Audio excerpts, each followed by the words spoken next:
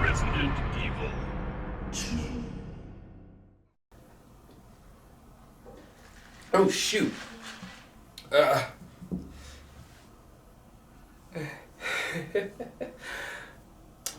Welcome to the Isaiah Experience. My name is Isaiah Chapman, and welcome to this review. Don't worry about this behind me, everything will be situated soon. As I wait for new games to come out in 2025, I decided to play through a series that I have yet to finally complete. That being the Resident Evil series.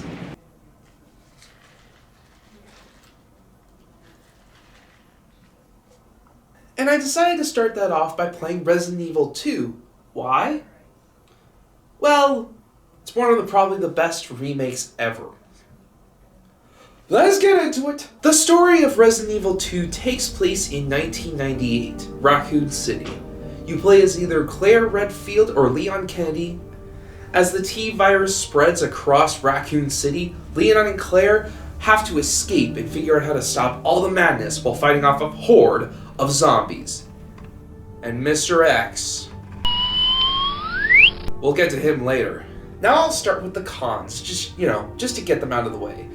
My first and major con is the fact there is so many instances where you have to backtrack.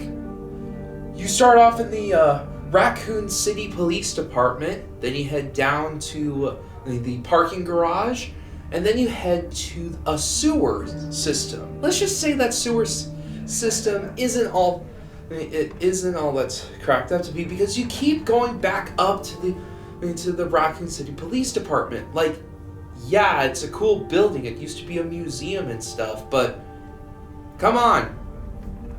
I want to explore the rest of the game and figure out what the heck is going on. You'll be backtracking until you get to the Nest, which is where Umbrella created the T-virus. Umbrella is this pharmaceutical company that creates medicines, and then they started creating the T-virus for good reasons, like regeneration and stuff. But nah. Bioweapon. Alright? They're probably putting it in your drinks now.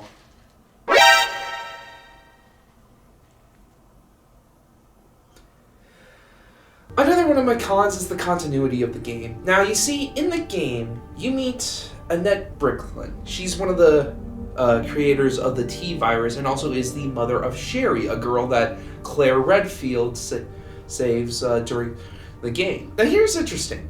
She both interacts with Leon Kennedy and Claire, but not at the same time. And there's one instance where she dies while getting shot by Ada Wong, who's working for Albert Wesker, and they want to sell the T-virus for money. And then she also dies while helping Sherry get back to good health.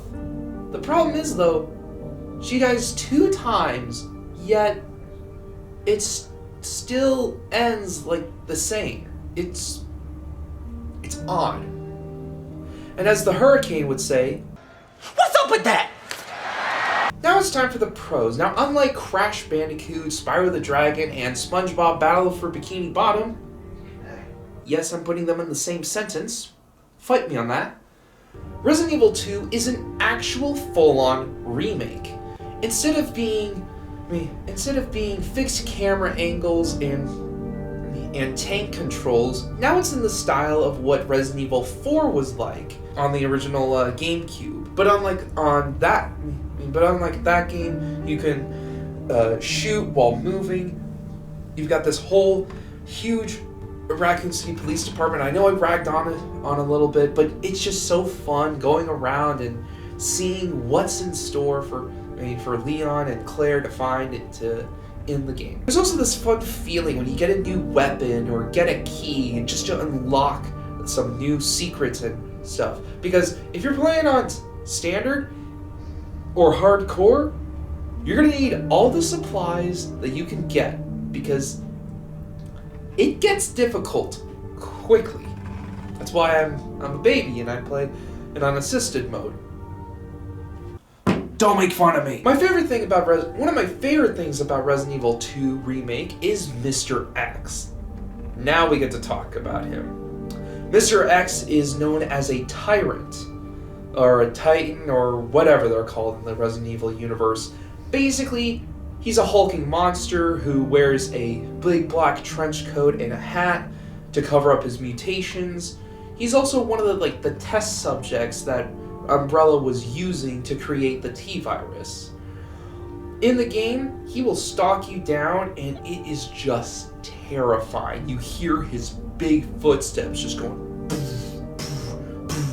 He opens up at every door, but what's funny, every once in a while, you'll go into an area, and he just leaves you alone.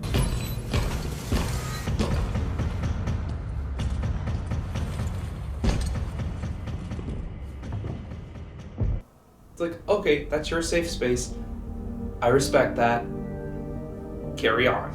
Overall, this remake is a great upgrade of the classic. It also stands on its own, because when Resident Evil 7 and 8 came out, it was sort of a relaunch of the franchise. So I guess Capcom, those are the same guys who made Street Fighter and Mega Man. And they went from this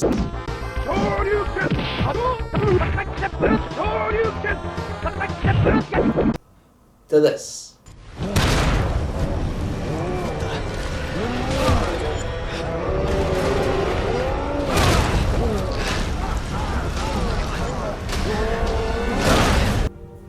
Anyway, since the success of Resident Evil 2 Remake, they decided to remake Resident Evil 3, which wasn't that great, Resident Evil 4, which is awesome, and we have yet to see if they're ever going to do a remake of Resident Evil 5 and 6.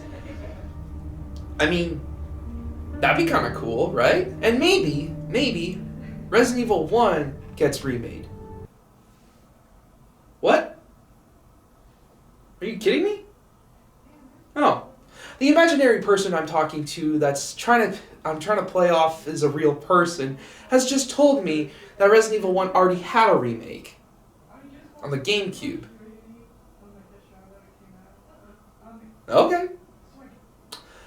My name is Isaiah Chapman, and I'll see you next time.